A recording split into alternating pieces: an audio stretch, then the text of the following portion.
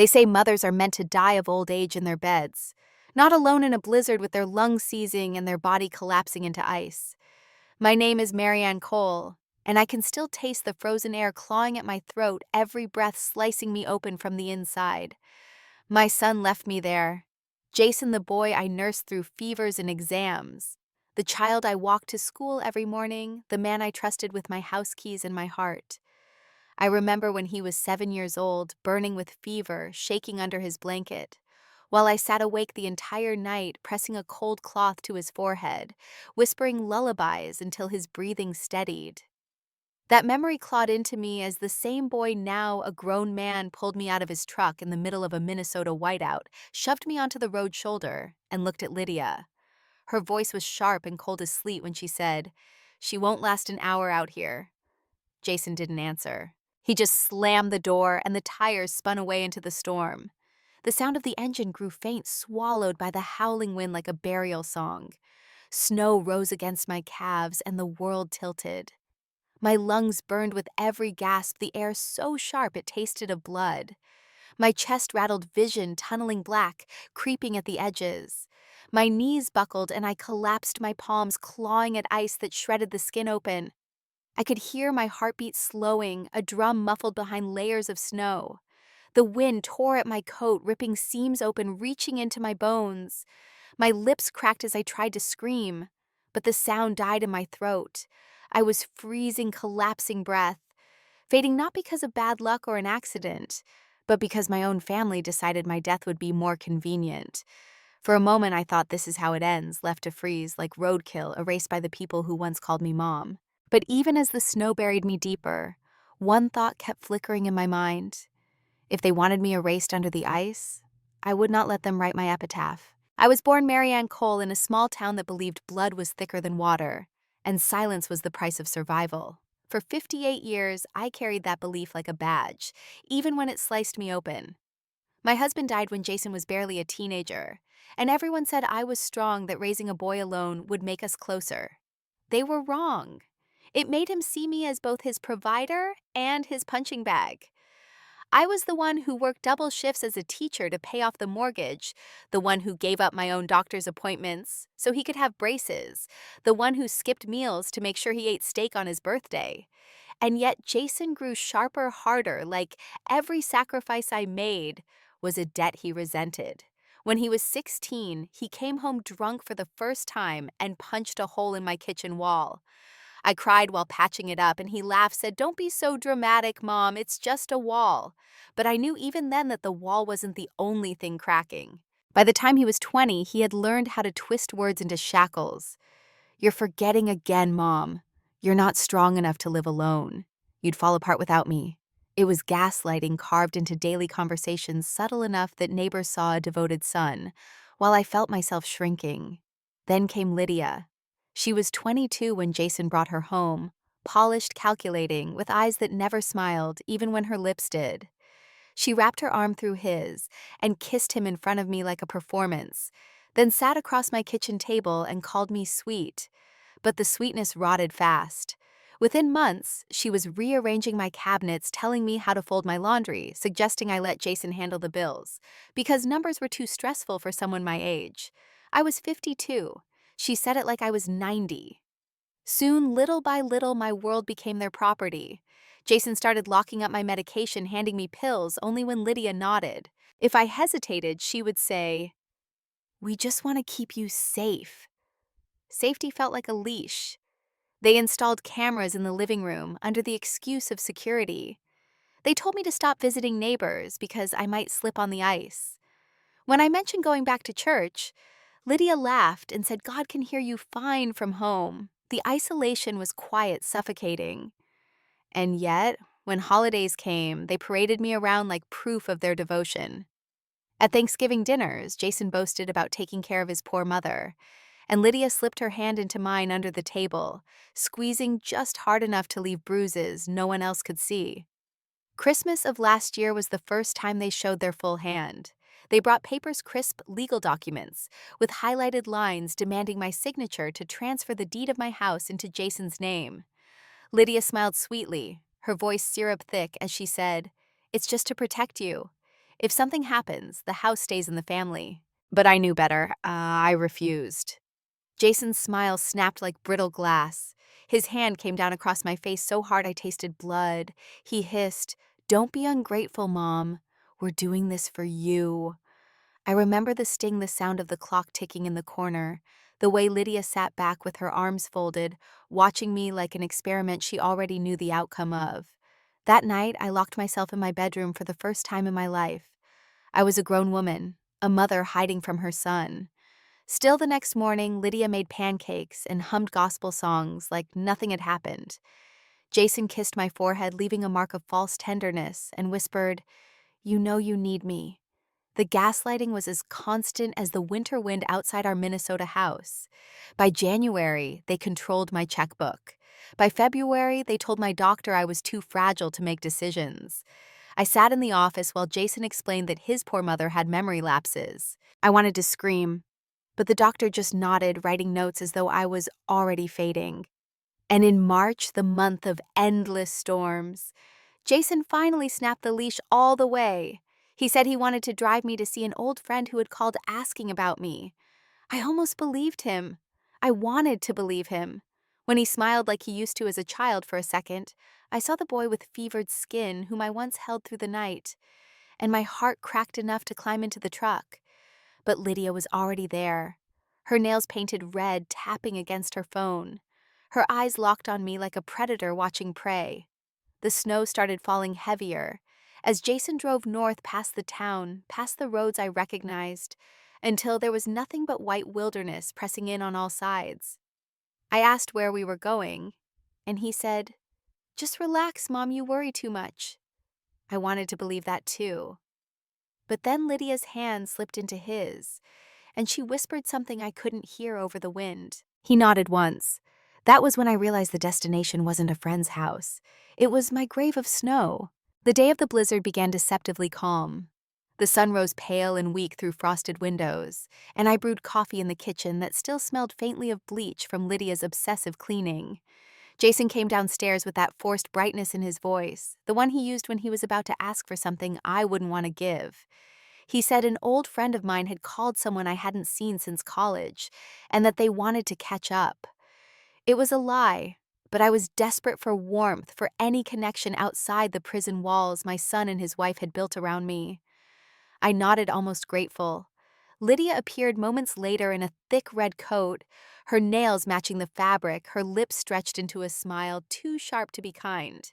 She said she would come along, that it would be nice for us to ride together. My chest tightened, but I swallowed the unease. Jason grabbed my arm a little too firmly, guiding me to the truck like I was a piece of luggage. The storm was already brewing, the sky heavy with steel gray clouds, the air cutting and raw. The roads were slick ribbons of black ice, and I clutched the seatbelt with knuckles pale as bone. Jason drove north past familiar streets, past the church, past even the old mill, until there was nothing but endless white stretching across the horizon. I asked where exactly we were going. He said, "Just relax, Mom. You'll see." Lydia chuckled under her breath, her hand resting on his thigh, her eyes flicking toward me like I was something she had already erased. The snow thickened, hammering against the windshield, and the wipers screamed with the effort of clearing it away. My chest grew tight. I knew then that this was not a trip to a friend's house. This was a trip to nowhere. Jason slowed near a deserted stretch of road, where the wind screamed across open fields and snow swirled like ghosts. He pulled onto the shoulder and killed the engine. Silence fell heavy, broken only by the rattle of the storm outside. He turned to me, and his eyes were flat, drained of anything I once recognized as my son. "Mom, get out," he said. His voice was steel. I blinked, confused, shivering, though the heater was still blowing. "What do you mean, get out?" I whispered. Lydia leaned forward, her perfume cutting through the stench of fear. She said, "We're done pretending. You've become a liability. You won't last an hour out there." Jason opened his door, snow slamming into the truck, and came around to my side. His hands were rough, yanking the seatbelt free, dragging me out into the storm. My boots slipped on the ice, my body colliding with the side of the truck. I gasped, pain shooting up my ribs. He pushed me down into the snowbank like I weighed nothing. The cold bit instantly, slicing through coat sweater skin. Lydia's face hovered through the storm, her mouth curving into a smile as she leaned across the passenger seat to call out, "You'll freeze fast, Marianne. Maybe you'll finally learn gratitude." Then the door slammed shut. The engine roared and the taillights disappeared into white. I was left alone with the wind. The snow stung my eyes, my lashes freezing together. As I staggered to my knees, each inhale was a knife. My lungs filled with icy shards, the air tasting metallic like blood. I tried to stand, but my legs betrayed me, sliding on the ice, dumping me face first into the drift. My vision blurred, tunneled black, creeping in from the edges. I thought of the years I gave Jason the nights awake when he was sick, the times I told myself his cruelty was just stress, that he would soften with age. All of it collapsed under the weight of that storm. He hadn't softened. He had calcified into something crueler than the wind. My hands clawed at snow, but it was like trying to grasp smoke. My lips cracked as I tried to scream his name, but the sound was swallowed by the blizzard. My chest heaved, my pulse slowing, and somewhere deep inside a part of me whispered, this was the moment they wanted. A mother erased by ice, a problem solved by silence. I could barely feel my fingers' skin splitting the cold, devouring nerve endings. My heart thudded sluggishly, each beat a drum in a funeral march. Still, even as I collapsed deeper into the drift, rage flared hotter than the storm. If they wanted me gone, I would leave behind more than a frozen body. I would leave behind truth. That thought flickered like the last ember of a fire as darkness edged closer, as my breath grew shallow, and my body refused to move. My last memory before the blackness swallowed me was the echo of Lydia's voice, sweet and venomous, promising that I wouldn't last an hour. The storm swallowed me whole, and for a time I thought I was drifting into a place where sound and pain no longer mattered. My body lay twisted in the snowbank, my face pressed into ice so sharp it carved lines into my skin. I could not tell if my eyes were open or shut, because everything had turned black, rimmed with faint sparks of light that pulsed like dying stars. My chest burned, every breath thinner, weaker, my lungs refusing to obey. A bitter taste of iron spread across my tongue, blood mixing with the frozen air. This is how they wanted me to go. I thought a silent end that left no paperwork, no questions, just a frozen corpse to be discovered in spring. Somewhere in the fog of fading consciousness, I heard a sound that did not belong to the storm. A low growl of an engine struggling against ice, a grinding shift of gears. I forced my head up just enough to see headlights cutting faintly through the white curtain. They flickered, disappeared, then surged closer. I tried to raise my arm, but it trembled uselessly and fell back into the snow. Then there was the slam of a door boots crunching across ice, a man's voice cursing the cold. "Hey!" he shouted. "Jesus, is someone out here?" My lips parted, but no sound came. The crunching steps grew faster, louder, and then rough hands grabbed my shoulders, rolling me onto my back. A face loomed above me, lined, weathered, framed by a thick coat dusted with snow. His eyes widened. "Dear God, lady, you're half dead." He scooped me up like I was weightless, his arms solid, smelling faintly of diesel and tobacco. I wanted to protest, to say, "Don't touch me," but the words wouldn't come. Instead, my head fell against his chest as he carried me toward the truck. The cab door slammed, and suddenly there was heat, blessed, suffocating heat, blasting from vents. He wrapped a blanket around me, rubbed my arms furiously, muttering, "Don't you dare quit on me now!" I gasped, the warm air searing my lungs like fire. My body convulsed, coughing, blood flecking onto the blanket. "Easy," he said, steady, "don't fight it." His name, I would later learn, was Victor Hale, a 62-year-old truck driver who had been hauling supplies across the state when the storm forced him to pull over. He had chosen this desolate stretch of road by chance, or maybe providence, and in doing so had pulled me back from the grave my family dug. I drifted in and out of awareness as Victor drove, one hand gripping the wheel, the other checking my pulse every few minutes.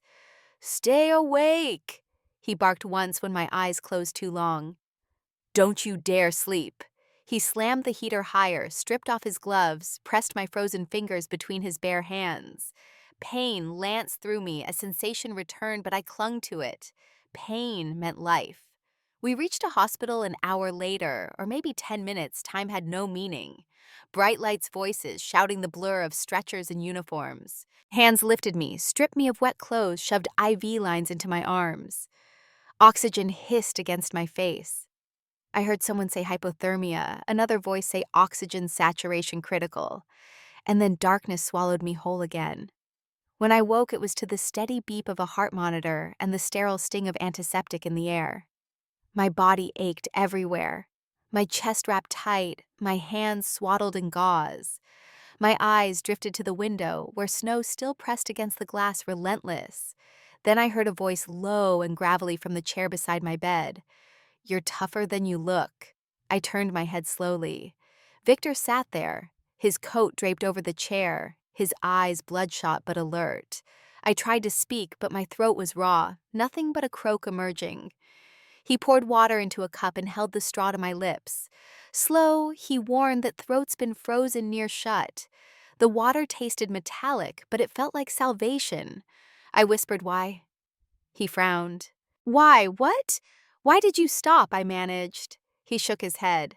"Couldn't just drive by, not in this weather. I almost didn't see you, but God must have wanted me to." The words hit me harder than the wind had. Someone wanted me alive. Someone wanted me to have a witness. I turned my face away, tears burning as they slid into my hair. Not once had Jason's name crossed his lips with worry. Not once had Lydia's face hovered in concern. Only this stranger, this truck driver with tired eyes, had fought to keep me breathing. As the machines beeped steadily as nurses bustled in and out, I lay there replaying Lydia's voice in my mind. "She won't last an hour out here." I realized they hadn't just left me for dead. They had timed it, calculated it, expected no one to come, but someone did. And that meant their secret wouldn't stay buried under snow. The hospital smelled like antiseptic and lemon cleaner, the kind of smell that burned your nostrils and reminded you that survival was only a temporary condition. I lay in the bed, wrapped in layers of blankets, IV lines dripping into my veins, oxygen hissing faintly at my nose. My body was no longer shaking, but it was weak, foreign, like it belonged to someone else. Victor had left only when the nurses promised they would keep me monitored, muttering something about getting back on the road, but scribbling his number on a napkin and pressing it into my hand before he went. "Hold on to this," he said. "You may need someone who actually gives a damn." Hours later, when the clock on the wall said it was near midnight, the door creaked open again. This time it wasn't nurses. It was them. Jason stepped in first, his broad frame blocking the hall light, Lydia gliding behind him in a sleek coat, her lipstick still perfect, her eyes darting over the machines as if she were pricing them. My breath caught. For a foolish second, I thought maybe they came to apologize. Maybe a shred of humanity survived in them. Jason moved to the bed, his voice low, practiced concern dripping like oil.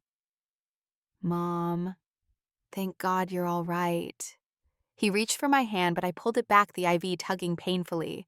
His jaw twitched. Lydia leaned closer, her perfume curling into my nostrils, sickly sweet. She cooed, "You gave us such a scare. Wandering off in a storm like that?" I blinked, stunned. "Wandering off?" She smiled, her teeth gleaming. "Yes, dear. The nurses said you were found by the road. You must have gotten confused. You've been forgetting things lately, haven't you?" My throat burned. My voice came out as a rasp. "You left me." Jason's eyes hardened, then softened with counterfeit pity. "Mom, you must be delirious. Hypothermia causes confusion, memory loss. You don't know what you're saying." His hand gripped the railing of the bed so tight the metal groaned. Lydia placed a delicate hand on his arm, calming him like she was soothing a beast, then turned to me with wide, innocent eyes. "We told the doctors you've had little spells, moments where you lose track of reality. It's nothing to be ashamed of, sweetheart." The rage rose in me like bile. My lips trembled, but no words came. My body was too weak, my chest aching with every attempt to speak. They were rewriting my story in real time, turning my survival into a symptom. I could see the satisfaction in Lydia's gaze, the silent triumph in Jason's smirk. A nurse named Angela entered just then, clipboard in hand, and froze at the tension in the room. "Everything all right here?" she asked carefully. Lydia turned her smile on full beam. "Yes, we're just so relieved she's safe. Poor thing gets confused sometimes. Isn't that right, Marianne?" My name in her mouth felt like poison. Angela's eyes flicked to mine, reading something in the panic and fury I couldn't voice. She hesitated, then nodded curtly and left, but I caught the faintest look back over her shoulder. She knew something was wrong. Jason leaned close, his breath hot against my ear. "You'll ruin yourself if you keep talking like that. Nobody's gonna believe you. You think a truck driver's dash cam will save you?" He chuckled darkly. "You've always been dramatic," Lydia added softly. "Don't fight us. It'll only make things worse. Just rest. Let us handle everything. We'll make sure the doctors know you aren't well enough to make decisions." I clenched my fists under the blanket nails, digging into my palms, pain anchoring me. I wanted to scream to tell them they couldn't erase me, but the machines beeped steadily, reminding me that my body was still a battlefield. They left soon after, Jason patting my shoulder hard enough to bruise Lydia, pressing her cold lips to my forehead like a mockery of affection. Once the door closed, I let out a sound, half sob, half growl, muffled into the sterile air. Minutes later, Angela returned, quietly shutting the door behind her. She set the clipboard down and leaned in close. "I don't believe them," she whispered. "You don't look confused. You look terrified." My eyes stung as tears welled. "They left me," I whispered hoarsely. "They pushed me out." She nodded once, her face grim. "I can't prove it. Not yet. But you need to start keeping track. Write it down, record what you can. People like that, they count on silence. Silence is survival for them." I squeezed her hand weakly. She was right. My family was trying to erase me, gaslight me into nothing, but I was still here. And if they thought hypothermia had frozen my memory, they were wrong. The storm hadn't buried me, it had sharpened me. The hospital became my cage and my classroom all at once. Days blurred into each other. The rhythmic beeping of monitors replacing the ticking of clocks, nurses moving in and out like shadows. Jason and Lydia visited occasionally, always, with that performance of concern, always seeding little lies with the staff. They told them I was fragile, that I had memory lapses, that I wandered off often. I stayed silent in their presence, letting them think the storm had broken me, but in truth, every word they spoke went into an invisible notebook inside my mind. Angela made that possible. She started slipping me real paper, small spiral pads hidden under magazines, a cheap pen tucked inside a tissue box. "Write everything," she whispered, "even if you think it's nothing." I obeyed. Each night after the halls quieted, I scrawled down fragments, Lydia's tone when she said confused, Jason's hand tightening on the bed rail, the exact words about memory lapses. It felt like stitching myself back together in ink. Then I remembered Victor, his dash cam. My pulse quickened. When he rescued me, his rig had cameras mounted near the windshield. If they had been running, maybe, just maybe, there was proof. I fumbled for the napkin with his number crumpled in the drawer. My hands shook as I dialed from the hospital phone. He answered gruffly, his voice thick with fatigue. "Marianne." "You alive?" Relief cracked through me. "Victor, your truck. Do you have a camera?" Silence, then a low whistle. "You're sharper than they think." "Yeah, I've got a dash cam, pulled the card after I dropped you off. You want me to check, please?" I whispered. Hours later, he called back, excitement lacing his gravelly tone. "Got something. Clear as day. Shows him pushing you out," her voice too. "You need it."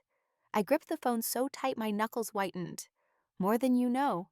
He agreed to bring it to the hospital discreetly. Angela helped smuggle the USB inside, slipping it into my drawer during her rounds. That night alone, I plugged it into the hospital's patient laptop. The footage was grainy snow streaking across the lens, but the truth was undeniable. Jason's face, hard and cold, dragging me out, my body crumpling into the drift.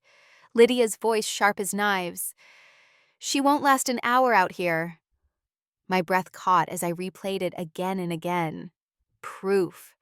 They hadn't just abandoned me, they had pronounced a death sentence. Angela watched over my shoulder, her face pale. "My God," she whispered. This is attempted murder. We need to take this higher. I shook my head. Not yet. If they know I have it, they'll bury me deeper. I need a lawyer. That's when Angela introduced me to Deborah Klein, a civil attorney who had handled elder abuse cases. Deborah came to the hospital 2 days later, her suit crisp, her eyes sharp. She listened without interrupting as I explained, showing her the footage, my notes, the bruises still shadowing my arms. When I finished, she leaned back, exhaling slowly. Marianne, this isn't just negligence. This is coordinated abuse, gaslighting, financial coercion, attempted homicide. She tapped the desk with her pen. But if we go forward, it won't be quiet. It'll rip your family apart in public. My voice was steady. They already ripped it apart. I want the truth. She nodded, once professional resolve hardening. Then we'll build a case. Deborah guided me step by step. She asked for everything: bank statements, insurance policies, legal papers Jason and Lydia had shoved in front of me. I remembered the deed transfer documents from Christmas tucked in the drawer at home. I couldn't get them, but Angela had a friend in admin who slipped copies from the courthouse filings. Sure enough, Jason had already submitted paperwork declaring himself partial owner of my house. Deborah's eyes narrowed as she spread the pages across the table. They didn't even wait for you to die. They assumed you'd be too weak to fight. She added the dashcam footage, my written accounts, and notes from Victor's statement. Piece by piece, she built a mosaic of betrayal. Meanwhile, Lydia kept circling, pretending kindness. She brought flowers, smiled at nurses, whispered to doctors that perhaps I was depressed. Jason signed an AMA release form, trying to convince the staff I had chosen to leave the hospital against advice. But Angela intercepted, quietly voiding it. Every move they made became another stitch in my case file. One night, unable to sleep, I opened the hospital laptop again. I searched through my email, my cloud backups, and found something that made my stomach turn. Lydia had logged into my accounts. There were withdrawal requests, loan applications, even a draft of a new insurance policy naming Jason as beneficiary. She wasn't just planning for me to die in the snow. She was planning for me to stay dead on paper. Deborah's jaw tightened when I showed her. This is fraud stacked on top of attempted murder, she said. It strengthens everything. We'll bring in law enforcement, but timing is key. Let them think you're broken a little longer. I hated it. I hated lying in bed pretending weakness, letting Jason pat my shoulder like he still owned me. But each performance from them was another nail in their coffin. And then came the voicemail. Angela handed me her phone one afternoon. Someone left this for you, she said softly. I pressed play. Lydia's voice flowed out, calm, calculated. We're so relieved she's safe. She must have wandered off. If she contacts you, please let us know. No worry. No plea. Just a request to monitor me like I was a runaway dog. My chest burned. I saved the recording instantly. Evidence folder growing thicker by the day. That night I wrote in my notebook, they wanted me gone. Now I'll erase them not with snow, but with truth. The day I walked out of the hospital was colder than I expected, the kind of sharp air that sliced through layers and made every breath sting. My legs still trembled under me, wrapped in braces and swaddled in pain, but I refused the wheelchair. I wanted Jason and Lydia to see me standing, even if it was on unsteady ground. Deborah had warned me we needed one more piece of leverage, something undeniable that would burn through every lie they had told. That chance came sooner than I imagined. A week later, Lydia invited me to dinner, feigning kindness, insisting it was time for family reconciliation. Angela overheard her whispering to a nurse that I was ready to be signed into long-term care, that it would be better for everyone if I stopped wandering. The trap was clear, but I agreed anyway. Deborah advised, bring the evidence. Don't confront them alone. So I didn't. I asked a neighbor, Mrs. Langley, to come along under the pretense of dropping off food. She had lived across from me for 20 years, had seen the bruises Lydia left hidden under sweaters, and her presence would be another pair of eyes when the truth unfolded. The night of the dinner, I stepped into Jason's house with my cane tapping against the floor, each click a countdown. The table was set lavishly, candles flickering, the smell of roast chicken filling the air. Lydia greeted me with that snake smile, leaning in to kiss my cheek. You look well, she lied. Jason poured wine into glasses, his tone smooth. Mom, I'm glad you're here. We can put the past behind us. My hand tightened around the cane. The past doesn't stay buried. I said evenly. Not when you leave your mother to die in a storm. His jaw stiffened, but Lydia laughed lightly as if I'd made a joke. Oh, Marianne, you still think that's what happened? Hypothermia clouds memory. It's tragic. Her voice was velvet lined with razors. I set my bag on the table, unzipped it slowly. Inside the USB, Victor had delivered the printed bank records. Angela had smuggled the copy of Lydia's voicemail. Jason's eyes flicked nervously as he recognized the stack. What's that? He demanded. I pressed the small remote Deborah had given me. The television mounted on the wall hummed to life. For a moment, the screen was snow static. Then the image sharpened Jason's truck idling on the roadside. The blizzard swirling, my figure being dragged out, crumpling into white. Lydia's voice rang clear across the living room. She won't last an hour out here. Silence fell heavy, suffocating. Mrs. Langley gasped, her hand flying to her mouth. Jason surged to his feet, face blotched crimson, his fist slamming against the table. That's edited. That's fake. You think anyone will believe that trash? Lydia's eyes darted wildly, lips parted, but no words coming. I rose carefully, my body screaming, but my resolve cold. This isn't the only proof. Bank withdrawals in your names, forged insurance policies, medical records altered. Every lie you told is cataloged, time-stamped, documented. Lydia's face twisted, the mask slipping into something feral. She hissed, "You should have just stayed in that snow, old woman." Jason snapped, lunging forward as if to strike me, but Mrs. Langley cried out and scrambled for her phone. The neighbor's call was quick, her voice high with panic, and within minutes, flashing lights painted the street outside. Jason froze mid-step as the sirens wailed closer, his breath ragged, fists clenched. Lydia whispered frantically, "Jason, sit down, we can fix this." But the front door burst open, officers storming in, voices commanding everyone to stand still. Deborah appeared, then her heels clicking across the hardwood, her badge from the court gleaming in her hand. "Officers," she said firmly, "this is the victim of attempted homicide and fraud. You'll want to see this footage." She gestured toward the TV, the image still frozen on Jason's face as he abandoned me to the storm. The room spun with chaos. Jason shouting, Lydia pleading, Mrs. Langley weeping into her phone. I stood in the center, my cane steady, my voice calm. They left me to die. They stole from me. They erased me. But I'm still here. One of the officers cuffed Jason, reading him his rights. He struggled, spitting curses, veins bulging in his neck. Lydia backed away, her hands trembling, tears streaming, but Deborah intercepted, slapping the fraud documents against her chest. "You'll be coming too!"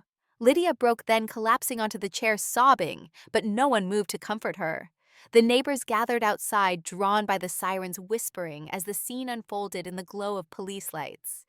For the first time, their whispers weren't about my weakness. They were about Jason and Lydia's cruelty. As Jason was dragged out in cuffs, he twisted his head toward me, eyes burning with hate. "You ruined us," he snarled. I met his gaze steadily. "No, you ruined yourself the moment you chose the blizzard over blood." The officers led them away, their protests muffled by the closing door. I exhaled slowly, my body trembling, but it wasn't fear. It was release. The storm inside my chest had finally broken.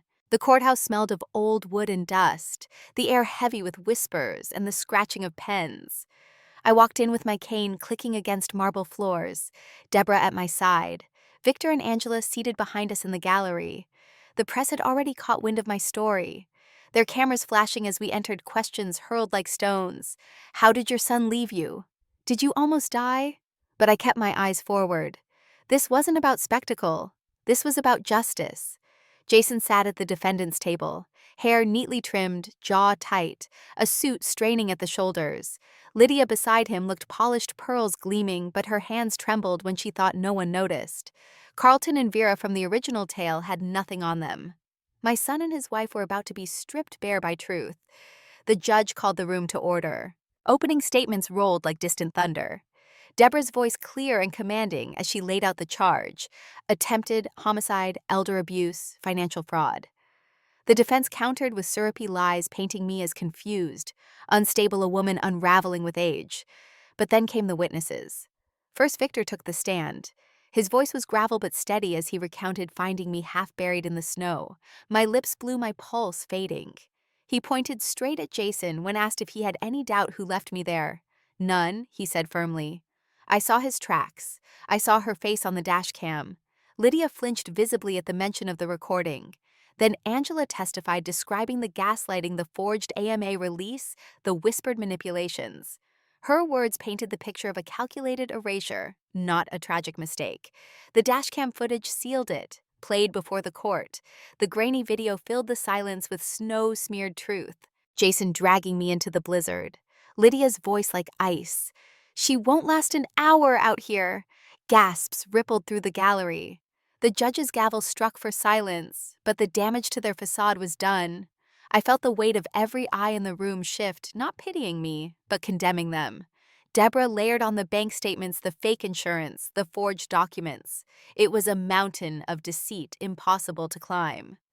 Jason's lawyer tried to rattle Victor to claim the footage was doctored, but even he seemed to choke on the weakness of his own argument.